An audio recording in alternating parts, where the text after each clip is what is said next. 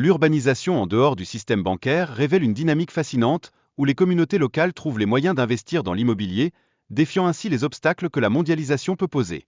Dans ce contexte, elles tracent une voie vers un développement durable qui leur est propre, une véritable preuve de résilience. Prenons l'exemple de la maison de Zeinab Catin, érigée au XVIIe siècle. Elle incarne une approche architecturale où l'harmonie et la culture locale s'entrelacent. En conséquence, cet édifice emblématique renforce le sentiment d'appartenance et l'identité communautaire, un rempart face aux pressions extérieures qui menacent de l'effacer.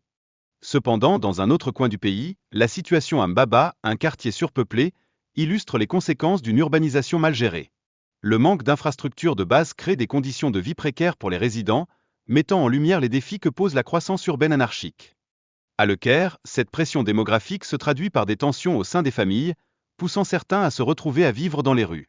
Un tel environnement compromet sérieusement la vie privée des individus, transformant les espaces de vie en zones de lutte pour la survie quotidienne.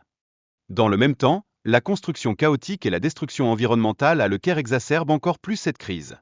Les habitants doivent faire face à un manque de qualité de l'air et d'espace personnel, plongeant ainsi leur vie quotidienne dans un état de malaise.